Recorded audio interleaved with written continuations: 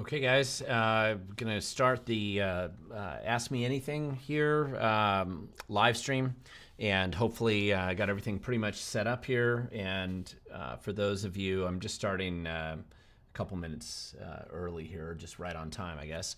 For those of you who normally would watch this on a Tuesday night, which is usually when I try to do these, I had made a mention last week that I was actually going to do it on Wednesday this week because yesterday I was up at the Let's Go Washington signature turn-in at the Secretary of State's office in Tumwater, and so I just couldn't get down here in time to do it yesterday, so I'm doing it Wednesday instead. And so I'm just excited as always to do this. Get your questions. Just a reminder. If you hit @WeTheGoverned on your question, it just makes it easier for me to spot them because sometimes the questions start to pile up or the commentary back and forth tends to pile up, and it's hard for me to keep track of that when I'm trying to actually read the questions here. So if you can go ahead and start asking those. Just a real quick update on where things are at in regards to the signature issues.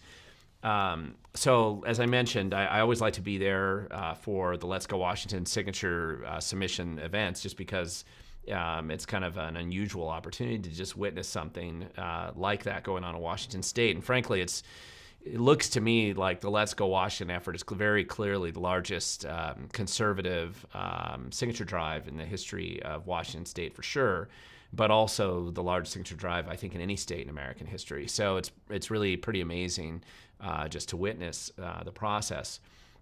There's actually a couple parts of this that, just from a wonkish kind of policy activist sort of standpoint, are really worth discussing maybe a little bit more and just understanding kind of the opportunities that might exist moving forward to be more engaged in this type of activity.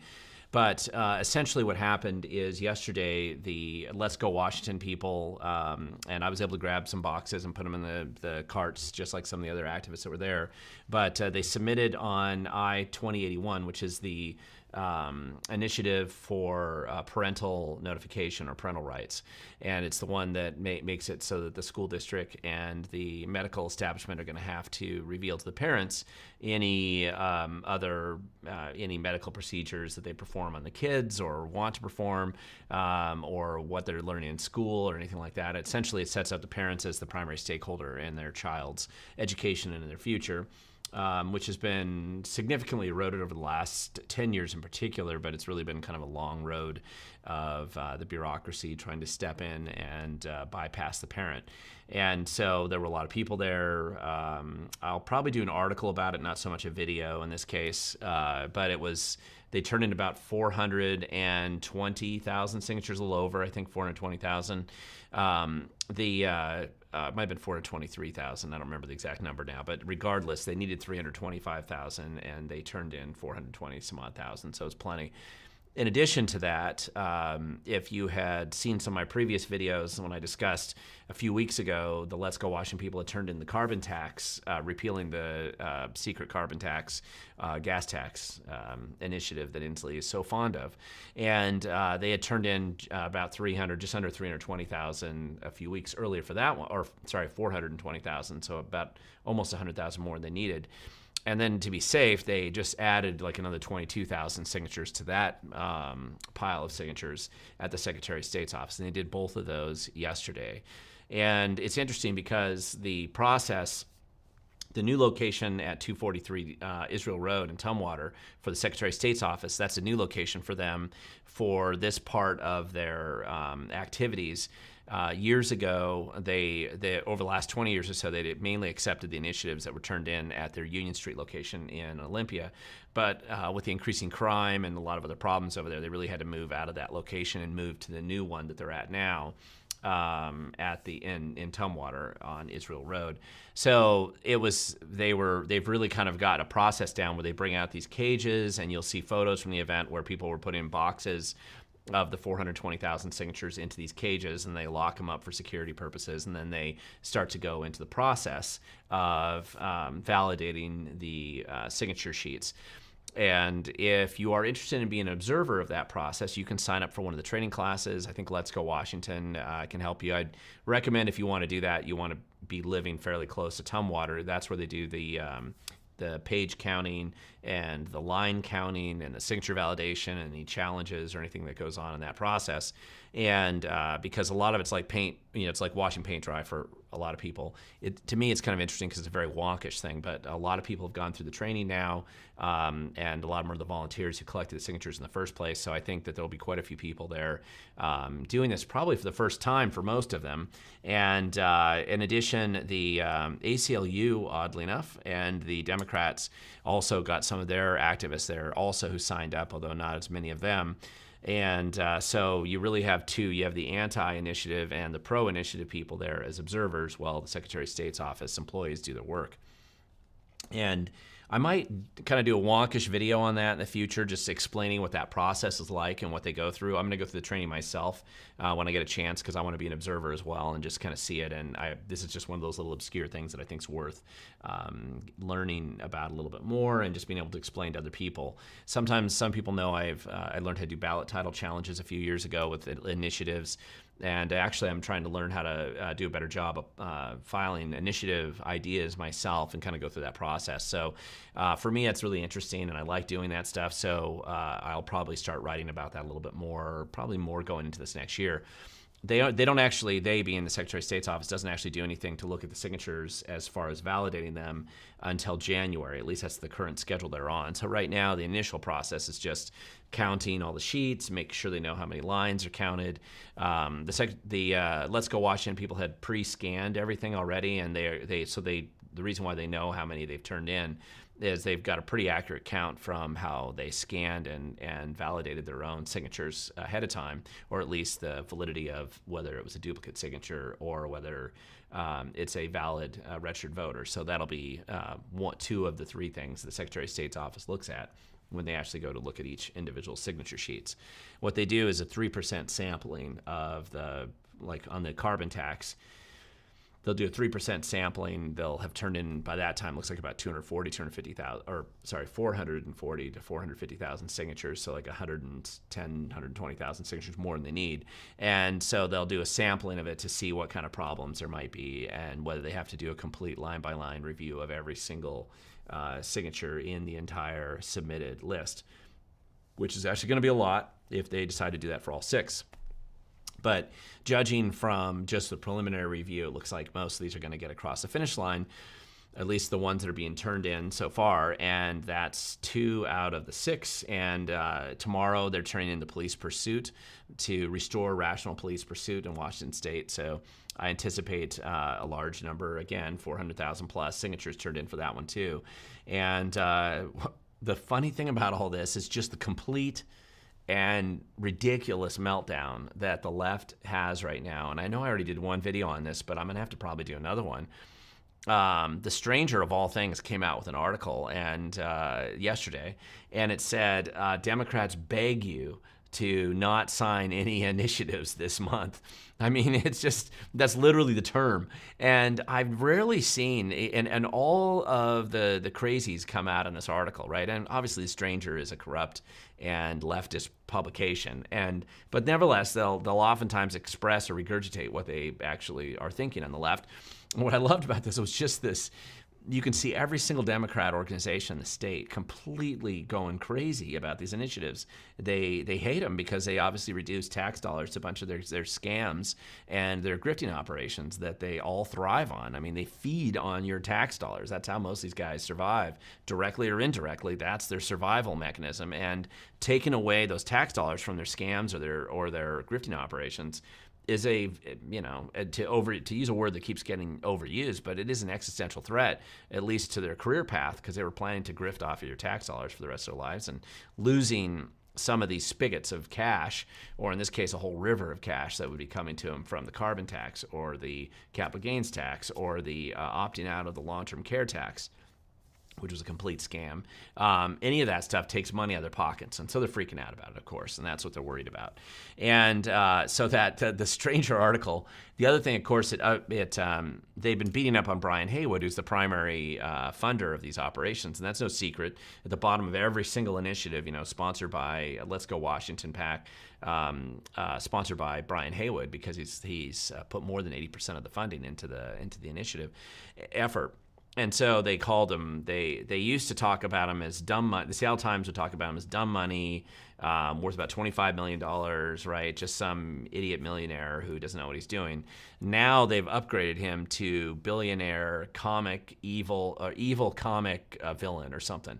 You got to read the article. I normally wouldn't refer people to go to The Stranger, but this one's just funny. The other thing they admitted at the end of that article was that one of the reasons why the left, universally, SEIU, ACLU, the WEA, every single leftist group and union in the state is completely melting down over these initiatives right now, beyond anything that they've ever done probably in half a century, other than Trump, which I think would be the only other thing that they maybe reach the equivalent level of chaos and overreaction to.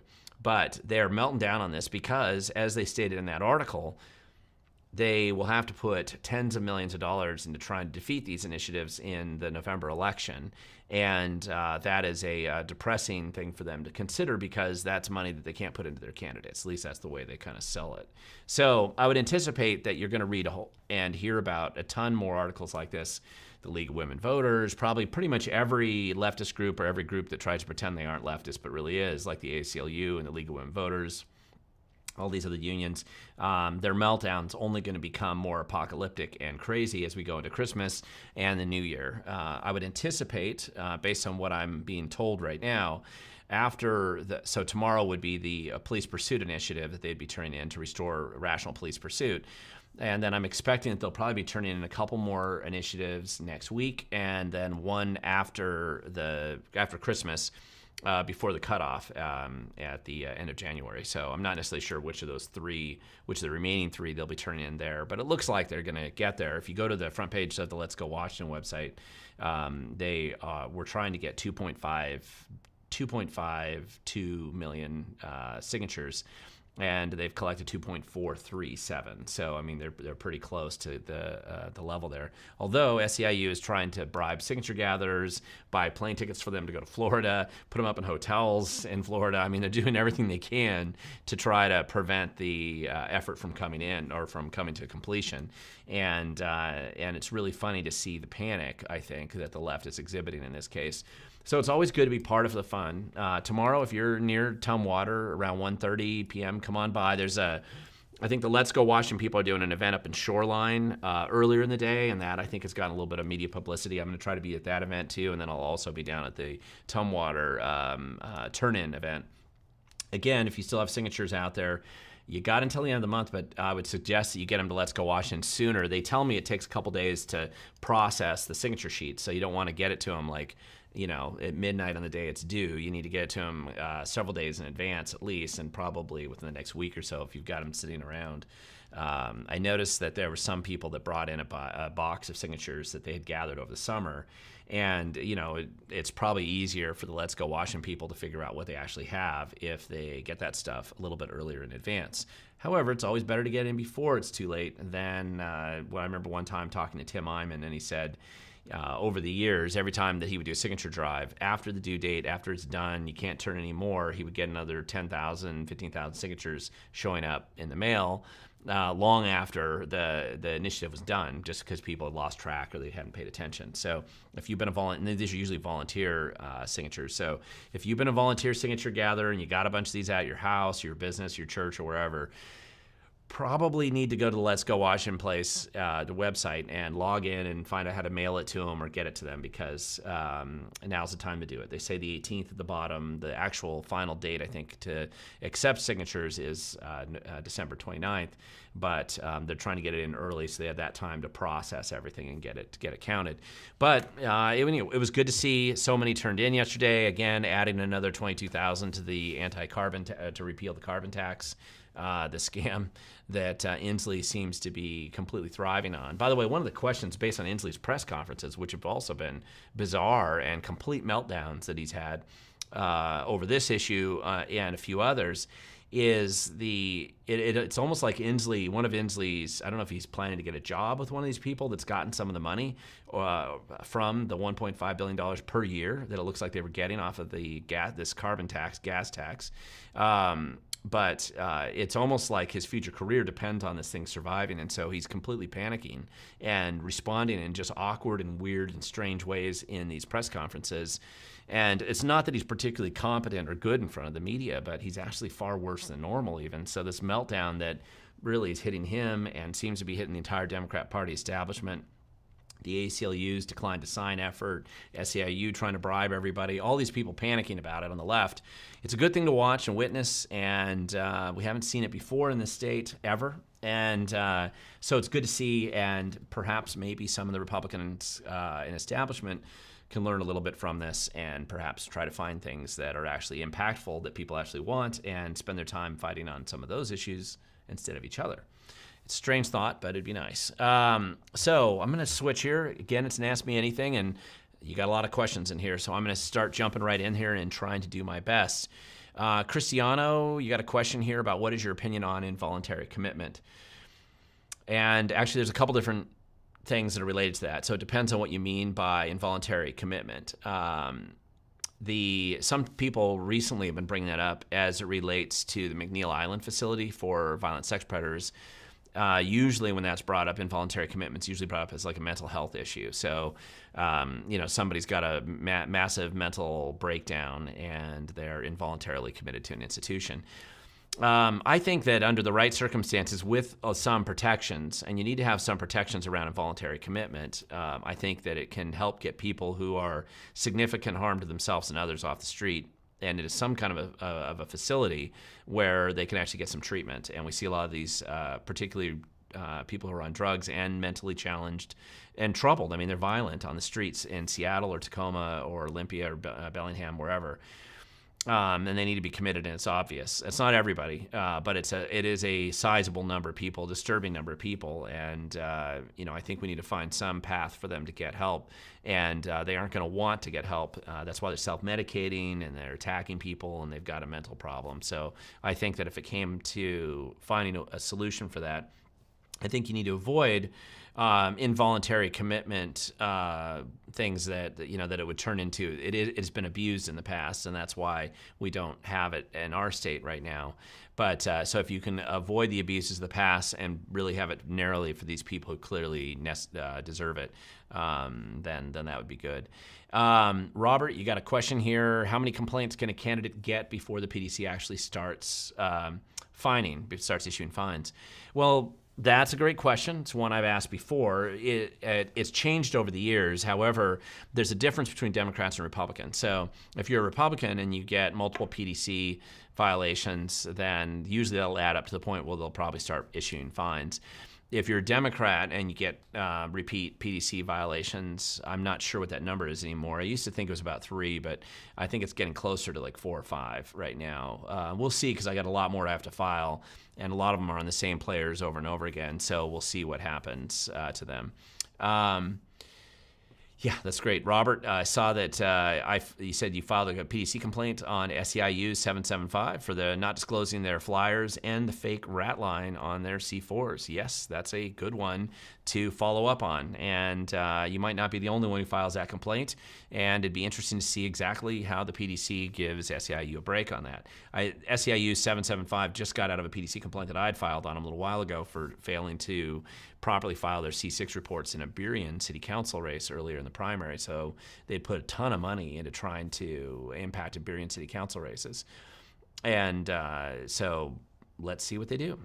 Jason, you got a question. Thoughts on a permit to purchase bill that would mandate live fire training? It's the same exact bill from what passed last year. Is there enough time next session to pass? There's enough time. I just don't know if there's enough politicians who are going to support that. So we'll just have to see. And I need to read that bill again to see what I think about it. So I don't know enough about that bill to comment on it. But I don't expect generally this legislative session to produce a lot of radical legislation in general. It doesn't tend to, because it's the short session. There's a political campaign coming up in 2024. Most of the politicians want to get out of Olympia as quick as they can. The budget's already been done last year. It's a biennium budget, so that means it covers 2 years at a time. And so they'll be doing some budget adjustments and modifications. They'll probably be fighting over who can extract their pound of flesh out of the carbon tax windfall, the $1.5 billion they get out of that, because everybody wants to feed it to their friends and get a piece of the pie along the way, right? That's pretty much how the Democrat Party in particular operates today. But the bureaucracy is all tied into this, so all these grant grifting operations are all coming out of the woodwork, demanding that somehow they need some of that cash. So that is probably going to be the lion's share. Plus, they're going to have to respond to these initiatives. There is a weird thing in the law, just in case. I think we've talked about it here before, but ever since 1912, when the Washington State passed the constitutional amendment to allow the citizens initiative process, it essentially gives you like 3 different things that can be done with an initiative to the legislature. So number 1 is the legislature can say, love the idea. Why didn't we think of this? Let's pass it as law. Rarely happens. It's happened before, but it rarely happens.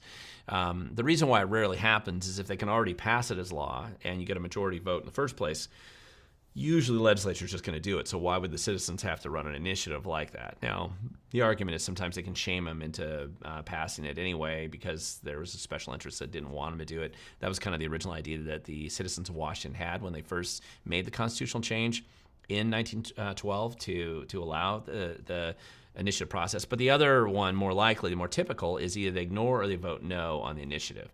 And that is what I expect to generally happen with most of these 6, if not all of the 6 initiatives, assuming Let's Go Washington turns in enough signatures on all of them. I would expect the legislature to just ignore them or vote no, but probably just ignore them. In which case, it just ends up on the ballot as promised next November, and that's what you'd be voting on. However, I anticipate that on at least a couple of these now, the legislature, because the Democrats are in such a meltdown mode and all their billionaire friends and all their supporters and cash supporters in particular are going to be demanding that the legislature do something. It's going to be hard for them to do anything, but the one thing they can do is the third option, which is provide an alternative to that initiative. And whatever their alternative will be, it'll certainly be about grifting more cash and taking more of your tax dollars. So they're going to be trying to find some way, provide an option, a different option than what the initiative actually does. So what you'd probably see, I would guess, that they would do is like the carbon tax. That's repealing Inslee's ridiculous and absurd secret carbon tax, increasing the cost of gas and fuel and everything else. And so on that one, for instance, what they would probably do is try to propose a smaller version of what he already has. And so if that happens, then the ballot will be kind of confusing, and that's probably what they want too. It's a little bit of confusion as to which one they vote for. But that's about it, and that, if they're going to be doing that, that's going to absorb and take up a lot of time in the legislature right now. So I think that's kind of some of the drama that's going on right now as we kind of look at Olympia and this next legislative session. Then there's another question. Jason, you had a question, thoughts on a bill that would add criminal penalties and fines for using gas-operated lawnmowers for companies. What's stopping them from confiscating our gas engines? Great question. And that's Washington State. The Democrats are insane on this, actually. This is truly insane. But I guess if you're going to self-immolate, you might as well go big. And it does seem to be a priority of theirs to make them seem like they're really weird and making it illegal for you to use a gas lawnmower. I'm assuming a chainsaw and a leaf blower and everything else along the way. That level of stupidity and overreach by politicians that are so out of touch, they've probably never done a lick of yard work in their life, so they don't even know what they're talking about, which would be normal for most, especially the Democrat politicians. Most of them have never worked in their life at anything. So they may not know what a lawnmower really is. They may not have used it. To them, that may be just those people that they hire out there to do their yard, and they don't even know how the yard gets cut. But whatever their ignorance or incompetence or ridiculous pandering to have that kind of an idea out there, it's a dumb idea. And I just don't know if it's going to go anywhere in an election cycle. I'd be surprised if they decide that that's how they want to spend their short cycle before their election. But we'll have to see. And, we live in crazy times with some crazy politicians who seem to be trying to basically do everything they can to create a caricature of themselves. That bill would be one of them, if that's what they're actually going to do. Then I'm going to, let's see, let's look at this. Okay, Cristiano, here you go. You got a question here. What would happen if all these signatures are lost during a fire casualty?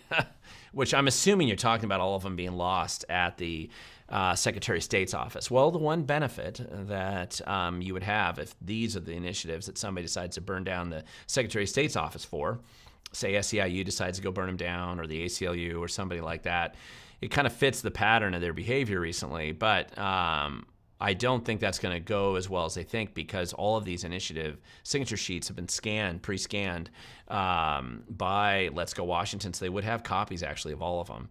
So that's not happened before, but it'd be interesting to see if that did happen.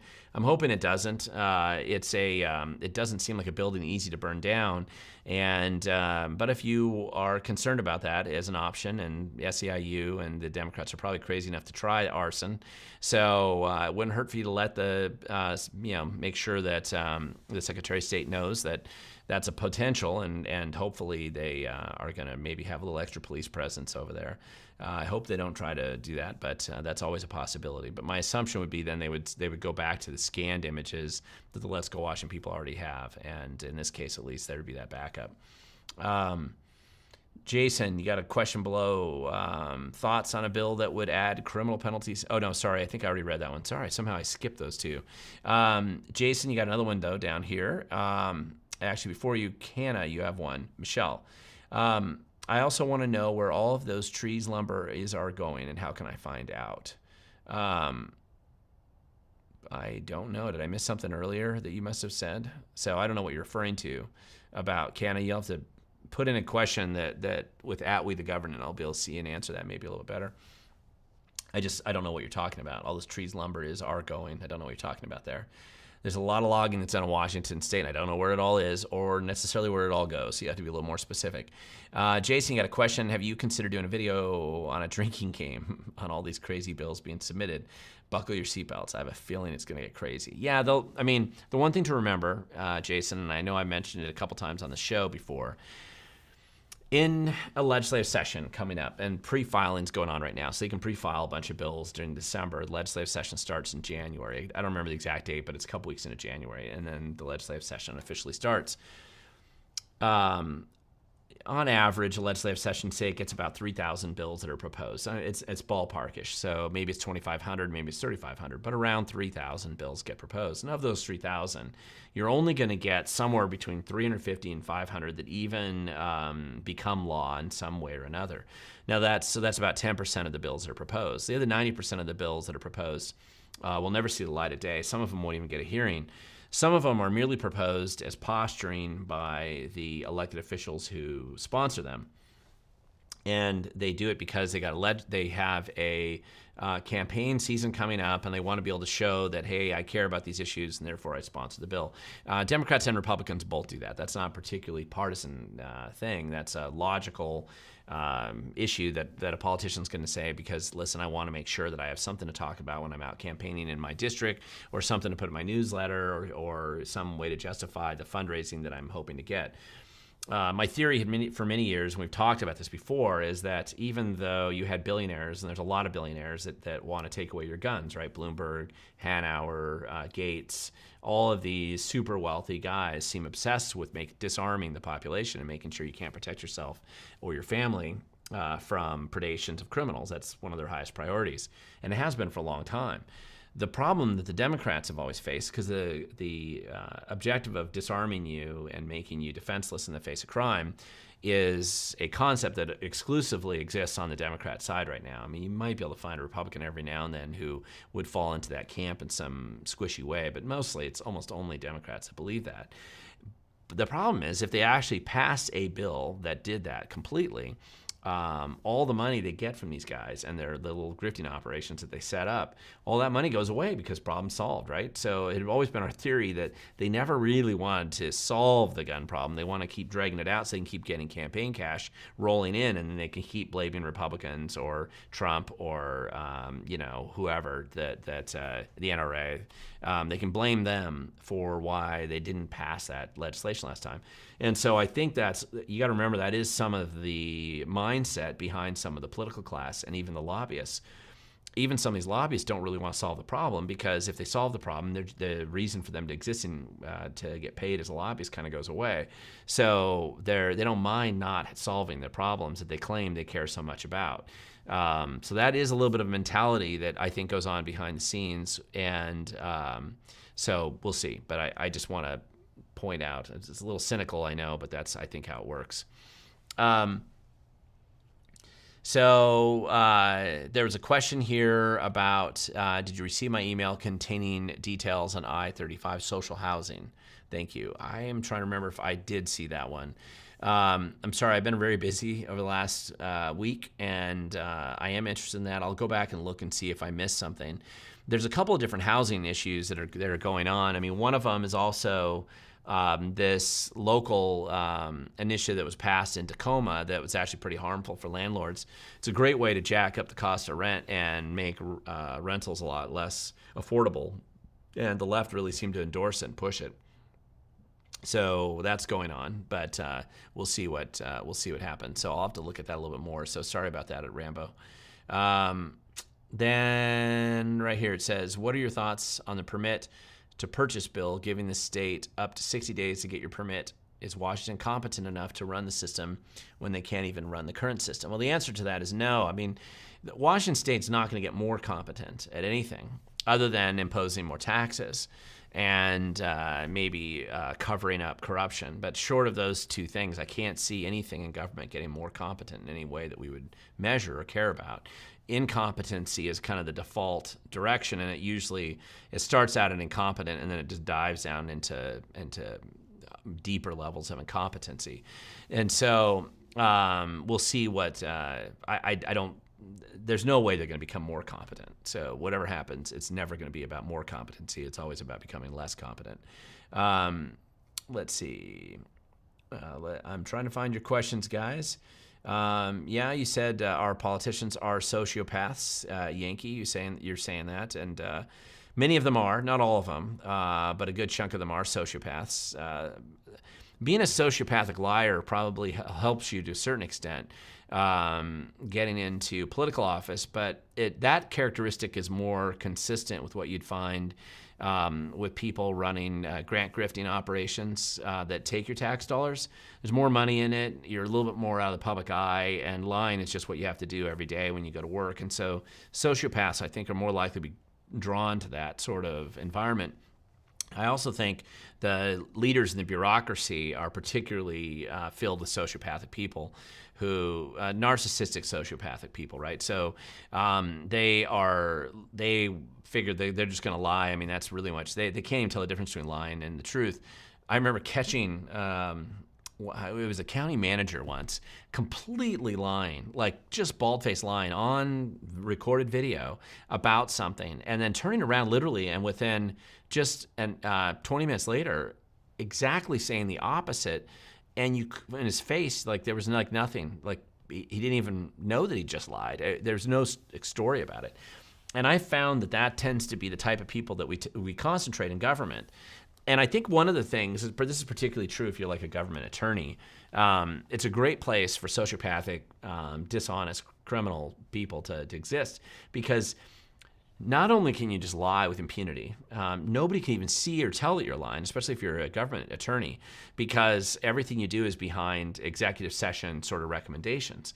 And so you can kind of see the results of their lies because, say, like Thurston County, for example, I don't know if their attorney's just a really an idiot. She's really not the brightest person at all. So her legal advice is always terrible, and that's why, at least the last time I checked, of the top 10 judgments against that risk pool collection that Thurston County's in, 6 of the top 10 were from Thurston County. Thurston County always loses these big lawsuits because of the terrible legal advice that they get in the beginning. It's not the only reason, but it adds to it. That may be just incompetence, so it doesn't mean that she's a sociopathic liar. But it's a great position for a sociopathic liar to occupy, because nobody's going to be able to see that you're lying all the time, because most of the false statements and the lies that you make aren't going to be on the public record. They're in these executive sessions. And so it's the hardest place, actually, to kind of root out liars, exceptional liars, and people who are really good at it, sociopaths. Unfortunately, though, there's a very high percentage of people like that who exist at the top of state agencies or senior levels of government in the bureaucracy. And the reason is there's a lot of money there. You're out of the public eye in the same way that a politician would be. There's plenty of people like that in the political world, too, but a lot of the smarter ones tend, I think, to gravitate towards government or these grant grifting operations that feed off of government, of which there's billions of dollars every year Washington State kicks out grants, or at the local level too. And it's kind of a nightmare. But it's worth paying attention to. This is who runs government today. And there's a reason why I don't think that it's a good idea to be giving government more money. They certainly won't do a good job. John, you had a question here. Glenn, do you have any thoughts on the double murder in Lacey of Dr. Karen Cope and her husband? Yeah, mainly in regards to will the arrested person, will he get what he deserves if found guilty? Well, the answer to that is that there's no way that justice is really ever served, particularly in a murder case like this. It does seem likely, based on the evidence that they have against this guy, that he is the person who murdered him. And what it was, he was a tenant of theirs, and by all accounts, I actually know people that knew this, either the wife or the husband who were murdered there by this guy, and they were good folk. I mean, really good people, and but so it's a genuine tragedy, a terrible thing to have happened. I'm glad they caught the guy, and I'm glad he's been arrested at least. I mean, that's a step in the right direction, since the Thurston County prosecutor is definitely letting a lot of criminals go. Not alone, though. John Thunheim's not the worst prosecutor in Washington State. He's not the best one, but he's not the worst. There's others that are actually worse. You can look at King County. You can look around the state. There's some others that are actually worse than that guy. But, again, he's not really prosecuting criminals that often, and they need to do a better job of taking, especially these serious criminals, and making sure that they're actually being prosecuted. And we'll see what happens, but I'm sure that it will be not as significant as it should be. Scott here had a question here, and you might be asking another question. There's a little bit of overlap between some of your questions and what Jason's been asking here lately, but what is the latest on gun rights? Are AR-15s going to be legal to buy again sometime soon? Magazine restrictions, etc. Okay, so some of this is coming out of the court system. The reality is, Bob Ferguson and Jay Inslee and the Democrats in the legislature, they hate your right. They hate your ability to defend yourself. So what they want to do is make you defenseless to the crime that they plan on unleashing, and they're enjoying, apparently, to unleash on you. There's no way they're going to do those Democrats are not going to do anything to make it easier for you to defend yourself or to access firearms to defend yourself. So from them, you'll never get that type of policy change. Because of the restrictions that have been imposed lately, and I think they're not constitutional and I think they're illegal, they're all being challenged in a variety of different federal court cases, but there's a bunch of cases that aren't even Washington State cases that are coming out of Illinois, that are coming out of California, that are coming out of some of the East Coast states as well, that are going to, they seem to be setting this sequence of legal decisions, and the trend has generally been good on the constitutional protections, the Second Amendment, at a federal level, that it does seem to be going in the right direction. So my guess is, I'll take a guess, I would say yes, that you're going to be able to purchase all of those firearms and magazines and all that stuff soon. I don't know when, but I think it's more, unfortunately, likely to come out of a court case than it is out of the politicians that we have in Olympia today. Now, if you had a big turnover in Olympia, I could see, and a different governor, you could probably see some changes. Or maybe there's even an initiative idea down the road. You never know. Technical difficulties. Got a question. Is there more refugee camps other than the one in Tukwila? Sure there is. And it kind of depends on what you're defining as refugee camps. So remember, a large percentage, especially of Democrat cities in Washington State, we're hardly alone.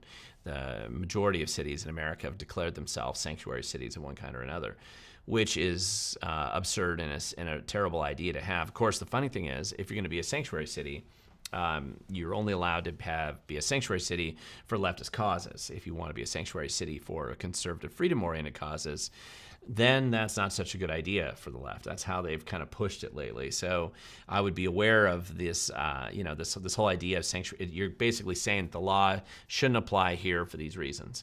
And so the sanctuary city movement that was going on a number of years ago now is kind of transformed into creating meccas, attracting illegal immigrants to flock into those areas, and to be immune to any kind of criminal or civil prosecution, regardless of how much crime they commit. And so it's become one of these sticking points. Tukwila does have a camp like that, sort of.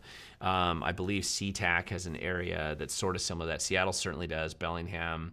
But it's, what blurs it a little bit here, actually, is these homeless drug addiction camps, which aren't the same thing, although they're kind of blurred together. And so you've got tons of drug addicts living downtown.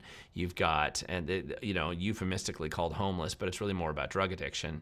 Mental patients running around the streets, and all of this stuff's kind of merged together. So anyway, it's Tukwila, you're not alone. If you think you are, you're not. There's plenty of other people, unfortunately, they're dealing with that as well. Let's see, HB 1910.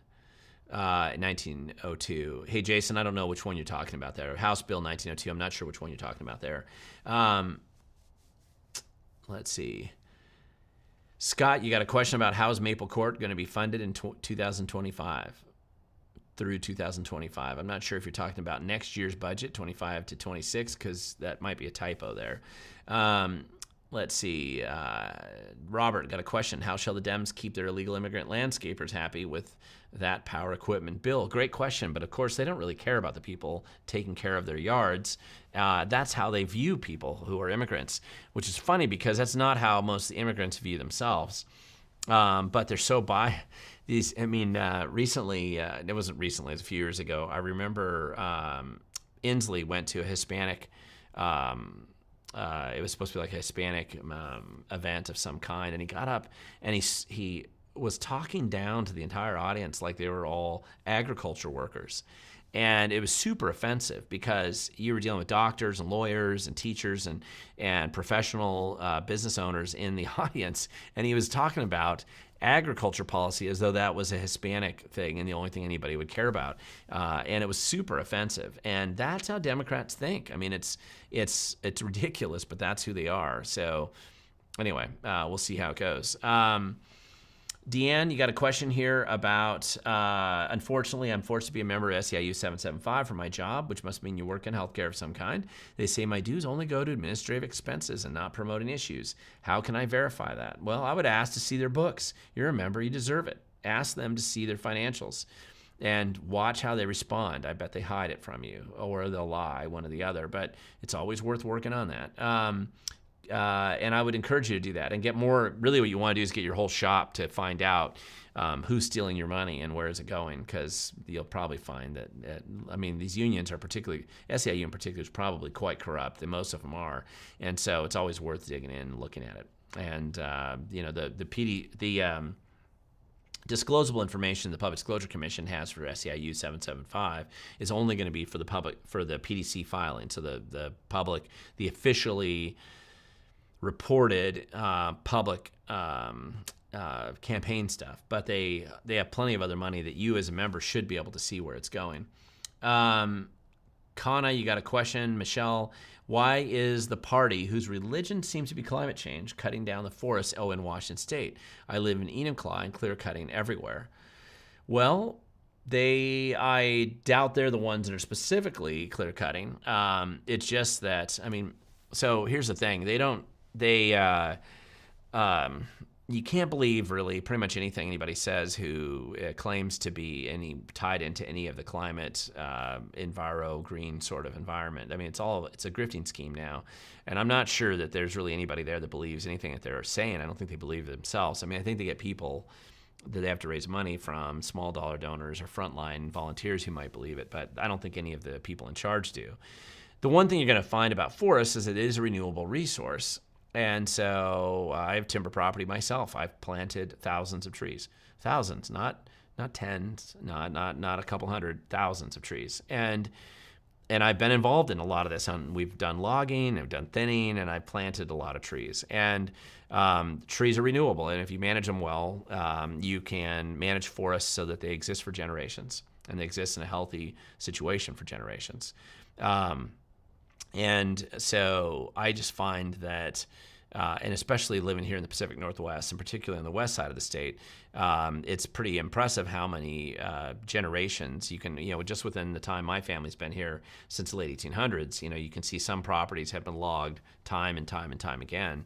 And those are going into building homes and paper and all kinds of other things that people actually need to live in a modern society. So that's healthy. I just think climate change folk, at least if they sell themselves as that way, they don't know what they believe anyway, and so they'll just adapt to whatever they're told to believe, pretending like carbon tax is an important thing, or whatever scam is going on. So anyway, it's kind of interesting. Okay, Cannon, you're asking where can you find out where the lumber's going? You can look around. That is not necessarily so. If it's on public lands, which means it's going to be mostly on Department of Natural Resources, they do list all of their parcels. If you look it up on the parcel search where you live, identify the parcel. It'll identify who's logged it, and that company. If you contact them, they'll usually tell you where they send the lumber, but generally it's going to be going to a mill. Sometimes it's exported, but probably most of the lumber you're looking at is going to a mill in some way or another. Let's see. So that's hopefully I helped answer your question there. Jason, you're asking me about Nate's meme. Sorry, incompetency is also known as corruption. I would actually clarify that. Government really is defined as just like this mountain of corruption that's concealed by an ocean of incompetence. Incompetence is a feature, not a bug of government.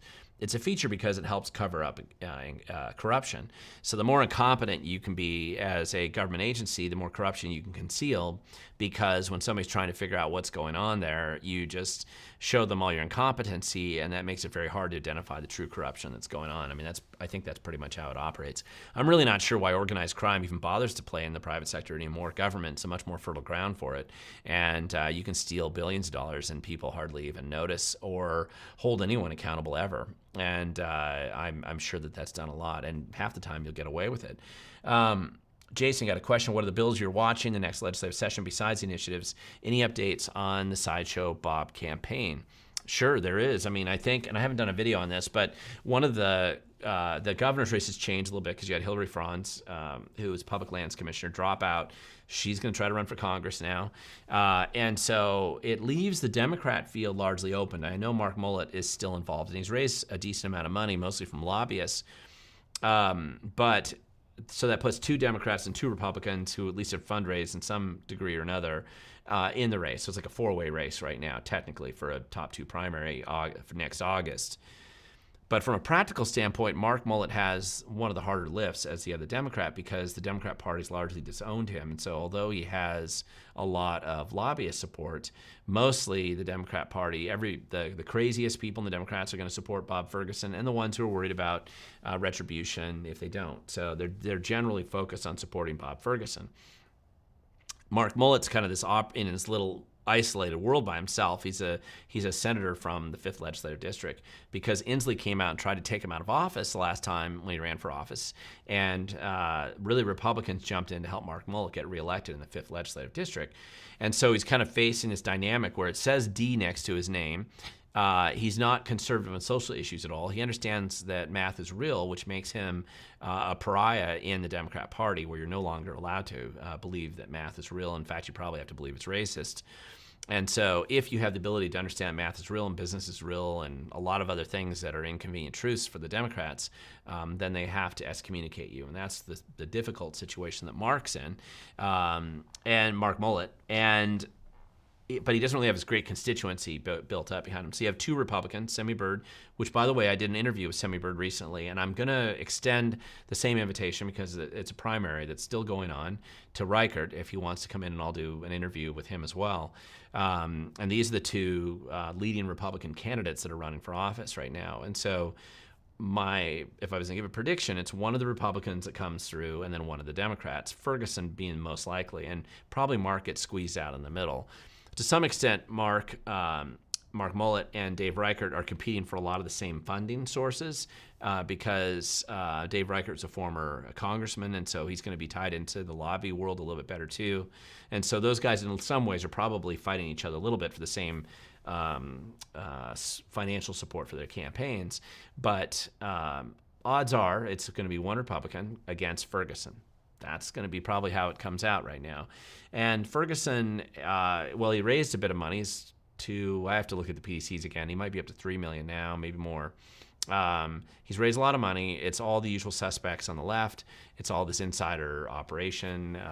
His shakedown operation is still ongoing as an AG. He's got this kickback scheme that he's doing right now, where some of the lawsuits, remember, he's lost some lawsuits, he's won some lawsuits against businesses. He doesn't want to go after criminals. He just wants to shake down businesses to build up a kitty that the AG can use. And apparently what he's doing now is he's using it to distribute checks somewhere between $40 to $150 or something, and then there'll be other checks they're using as like payoffs to low-income peoples, and it's coming from the AG's office, which is weird, with a letter from Bob Ferguson talking about probably what an amazing attorney general he is and how they got this money because of him. So never mind that he's cost them 10 times more than that with his bad behavior. He's going to bribe them with this, and it's probably legal, sort of, and that's Ferguson's campaign in a nutshell. And that's what he's running. That's what's going on. I do want to do a video about the payoffs because both Ferguson and Inslee are kind of involved in trying to create these payoff schemes to mitigate the crazy and bad policies that they've had for a while in Olympia. And it's kind of absurd, but that's what's going on right now. So I try to give you a little bit of sense of what's happening, but it's kind of a crazy thing that's actually going on with the campaign, and we're still early. Let's see, Jason, you got to, okay, let me see if I missed something here. Let's see. So really, I don't think, Jason, I answered your question at all. I'm not really looking at any particular bills right now. I usually wait until the first week of January to really get into it, but we'll see because there'll be a bunch more that are proposed there. And I'll try to talk around and find out the bills that look like they have some kind of support. If you have a bill that's been only it's only had one sponsor on it, so it's one legislator, just a little hint, rarely do those even get a hearing. I mean, most of the time those things don't go anywhere. They don't really get too far at all. The bills you look for are the ones with a lot of sponsors because generally it's going to get a committee hearing, which makes it more likely to go to rules and therefore kind of get through the process of going somewhere. But again, 90% of the bills you see proposed right now aren't going anywhere. And that's a rough number, but it's usually pretty accurate. Nate, you got a question. How can the lesser magistrates take back local government or start their own? Well, starting your own is a real pain. I find that highly unlikely that you're going to start your own. My dad was involved in founding the city of Newcastle. I remember what that was like back when it was easier, and the skills that it took and the work that it took to create a new city is not simple. It's actually a bit of work. So short of doing that, I don't see it likely you're going to start your own. But you can definitely get involved and engaged in your own government that exists today, whether that's the school board level, the city council, and it's the easiest place to start.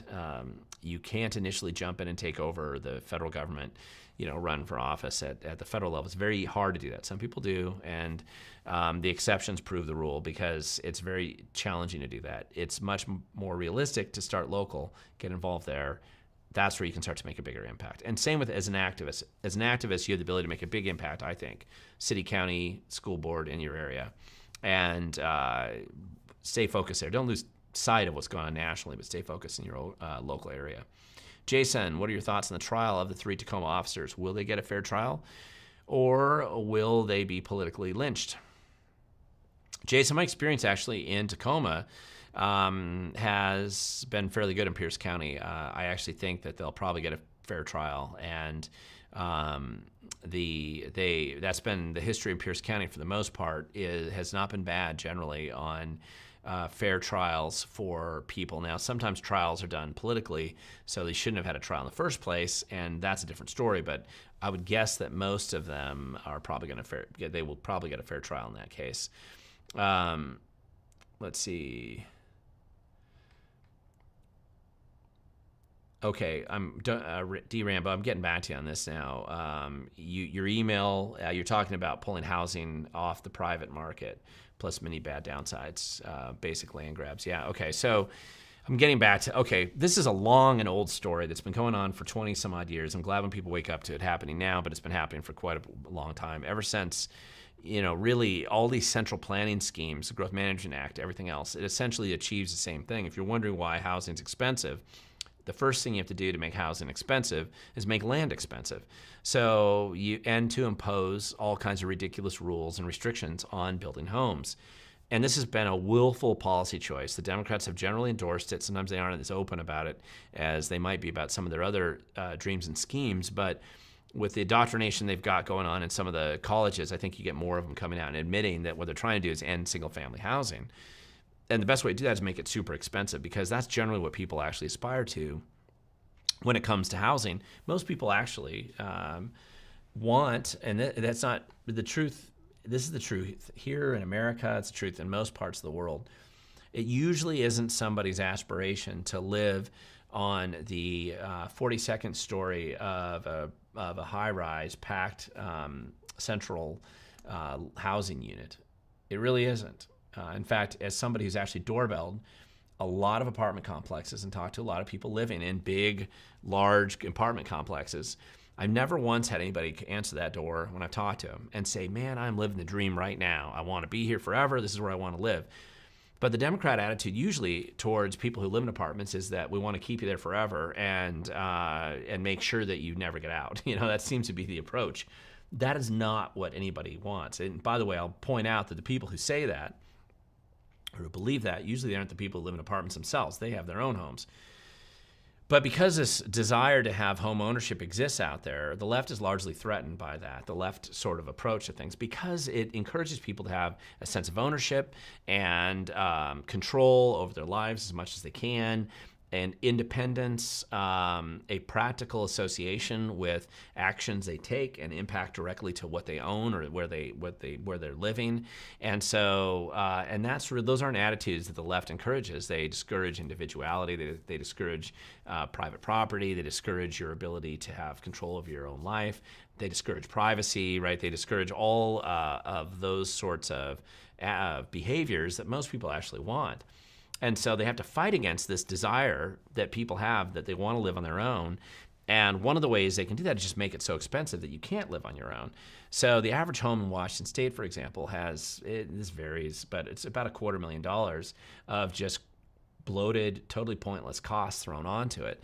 And that's useless, no value-added costs, permit fees, other costs that go to the city or the county or the state for no reason when you're building a house, costs that are imposed on the people who are building your house that they have to pay, that get passed on to you as a homeowner, ridiculous taxes that are absurd and totally bloat for no reason, government, and provide no value to the homeowner.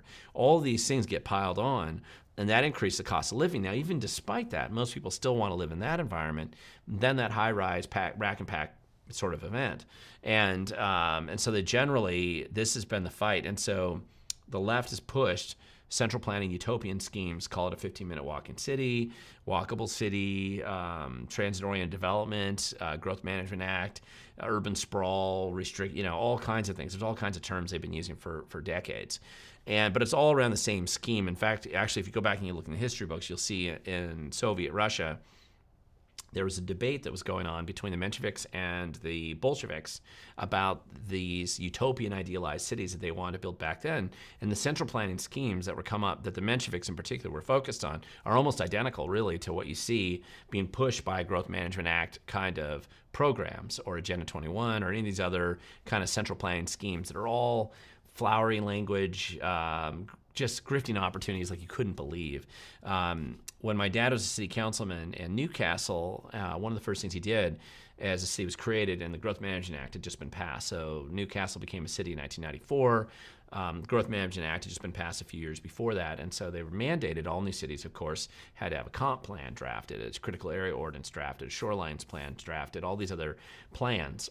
And so all these grifter consultants came flooding out of the woodwork because they all were going to charge the city hundreds of thousands of dollars to write these plans. And my dad offended the entire consultant grifting class at the time because he offered to do all the plans to the city for free, and which he did. And he was a land use attorney, so he's pretty familiar with it. And so he wrote their original plans. They didn't have to pay anybody for it. It saved the taxpayers of Newcastle $500,000 right out of the gate. And the consultants were just thoroughly offended by that whole process. But of course, there's nothing in the statute that says elected officials can't write their own laws. And so he was able to do that. But it's gotten so much worse since then because there's just a massive industry around creating these ridiculous things. And it fits in with his agenda of making homeownership a much more difficult path for anybody to ever have. And so whatever these, whether it's Initiative 35 or whether it's the Growth Management Act or whatever other scheme it has, they all achieve the same goal, which is make your life more miserable, make it so only the rich can afford to live in their own homes, and to impose absurd and ridiculous costs on you and everyone else and your neighbors. And that cash gets extracted for the insider kind of political class that exists out there. That's why it's always a good idea to take more money away from the people who are taking our tax dollars. They don't spend it well. The funny thing about that, by the way, is that when it comes to tax dollars, if you take surveys of people, you visit with people anytime, and you say, what is it that you believe your tax dollars go to, right, or that you would support your tax dollars going to? Most people are going to say, and this is generally true, go door to door, you will find the answers pretty much the same most places you go. They want to have the police supported. They want to have the roads, make sure the bridges are maintained, make sure the roads are built and expanded when you need them, make sure the fire department operates, make sure the sewer system works or the water system, central, obvious public utility sort of activities that most people want to have in their community, and they recognize the benefits of having them operate smoothly and cleanly to operate a good environment. But that's not where most of your money goes. They might say that the schools, if the schools are still doing a decent job where they live, I'd like to know where that is, but if there's a place where the schools are actually doing a good job, they'll say we want to support the schools maybe. Public education has been something that Washington State has built into its state constitution.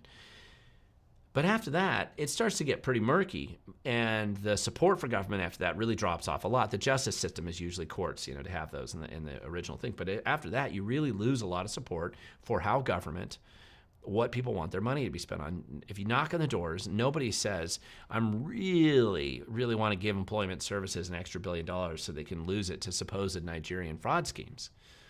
Nobody generally says, I want to give a bunch of money to the Department of Ecology so they can just waste it on nothing that nobody can tell exists. I want to give money to the Puget Sound Partnership so they can lose $20, $30 million a year on just a nepotistic grifting grant kickback scheme that goes nowhere. I want to give money to the conservation districts that can destroy more farmland. Nobody says that. That isn't what they want their money to go to. And that's not what is sold by the people who want bigger government. They ignore the squandering waste of money that they dump into all these other programs that actually absorbs just an increasingly large percentage of the budget. And then they focus on the little areas that people actually do want, which is police, fire, roads, basic stuff. And but they don't really give money to that in the first place. So it's just they deny they attack those. They attack the police. They make it hard for the fire department to operate. They don't want more roads. They divert your road money into boondoggles like light rail. They do that stuff constantly, and so it's this interesting thing where you want to cut all this waste out of government, and when you go to try to cut it out, those who want bigger and bloated government, they're going to just defend the handful of things that people actually do want their government to do. We recently had in Thurston County, unfortunately, I should have been more involved in this, but there was a tax that was passed to help law enforcement. Well, a very small percentage of that tax at all is going to hit and help law enforcement at all, but they needed the rest of the money. The reason why that tax was driven by the kind of elite political class in Thurston County, and they sold it as public safety, is because everybody does support public safety. Most of that money is going to get squandered into grant grifting operations in the city of Olympia and Tumwater and elsewhere, and it isn't going to be spent helping improve public safety of Washington State. That's why I voted against it, of Thurston County in that case. But it did pass anyway, so some money will get to the sheriff's office. Most of it gets squandered and wasted elsewhere, and that is how it goes. Let's see. Robert Parker, we need t-shirts. Send me the graphics and I will do you more buttons. Oh, that's not a bad idea. So if you do want some t-shirts, you probably can get some if you go to the turn-in tomorrow, 1:30 at the Tumwater Secretary of State's office, 243 Israel Road. And just come on up. I know I'll have some shirts there. I'm not the one really handing them out, but I can point you to whoever it is. And they do have shirts there for the Let's Go Washington folk. And if you're a volunteer and you want to help while you're there, you can probably get one. Jason, what's your thoughts on the Go Safe Act that would mandate fixed magazines on all gas-operated rifles and fixed magazines on handguns? Well, I think it's terrible. I don't like fixed magazines generally anyway, so it's not a Go Safe Act at all. It's, get less safe, of course. But so I'm not a fan of that. Rock, what is the next time I can sign up to run for county sheriff? It really depends where you live. Not all sheriffs are elected at the same time, and it also depends on whether you live in a charter versus like a home rule charter or a standard commission county. 32 of the 39 counties in Washington State are actually commission counties, in which case the sheriff's office election is usually going to be, I think it wouldn't be this next year, it'd be like 2 years from then. So it'd be 2026, probably. But if you live in a charter, home rule charter county, it could be a little different. Some of them have different cycles of sheriff. If you live in King County, you're out of luck because King County no longer has an elected sheriff. They used to have an elected sheriff when they were commission county. Then they became a home rule charter in county in 1969, and they made it an appointed position. Then in the 80s, they switched back and made it an elected position. And then recently, they went back and made it an appointed position again, which I think is actually the wrong move, but that's what they've done. So it really depends on which county you're talking about, Rock, and that's it.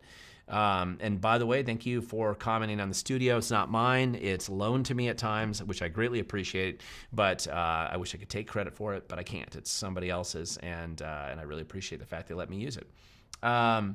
Oh, hey, Robert, thank you. You pointed out that Ferguson now is over $4 million in his cash stash for his campaign.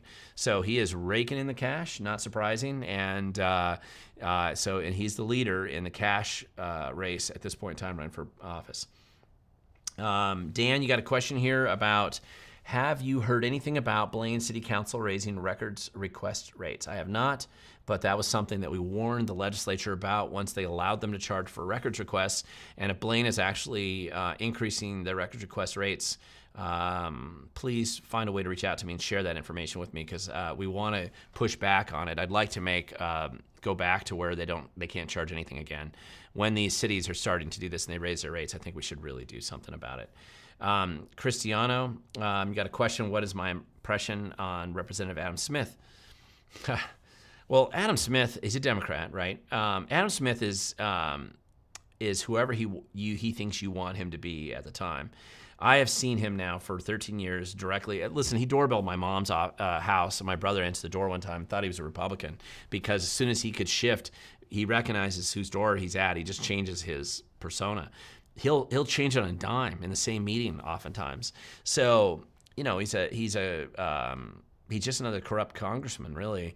It's amazing he's lasted as long as he has, because he's had to really contort himself into a lot of positions.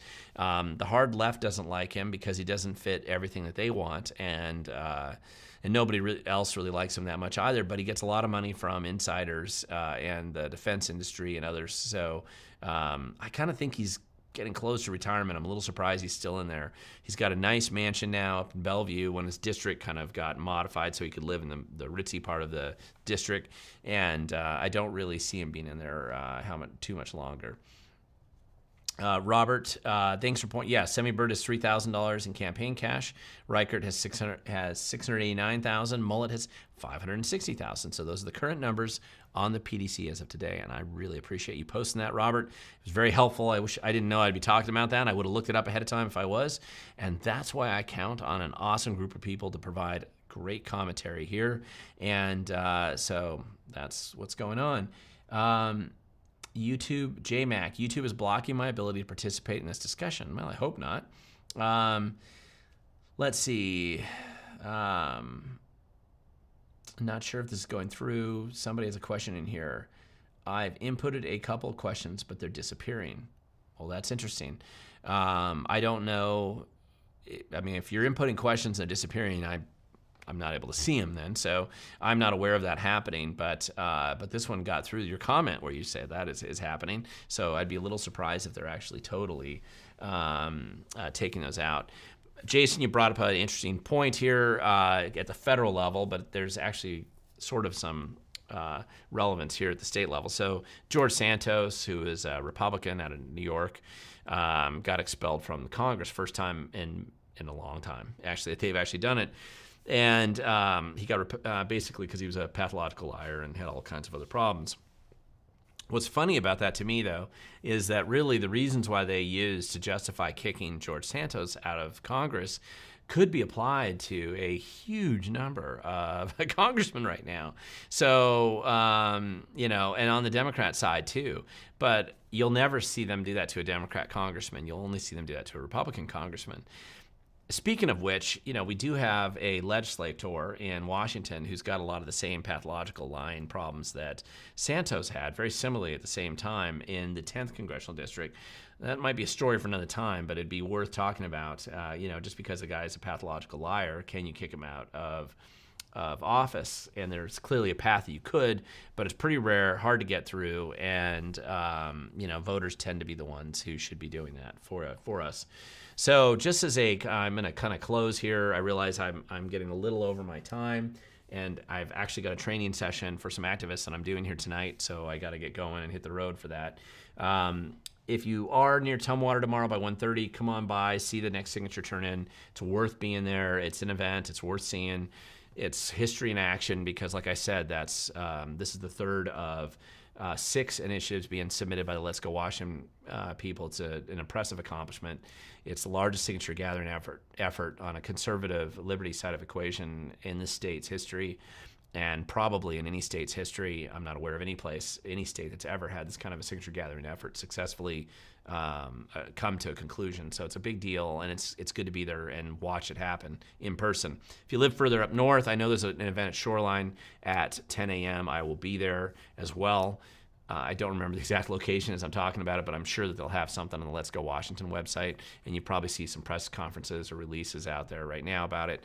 So I might see you in Shoreline tomorrow, might see you in Tumwater, or I will see you back here next week. I'm hoping that I'm back on the regular schedule for Tuesday. Actually, it might be Monday next week, and I might be doing a Monday live stream next week, but I try to do it around the same time.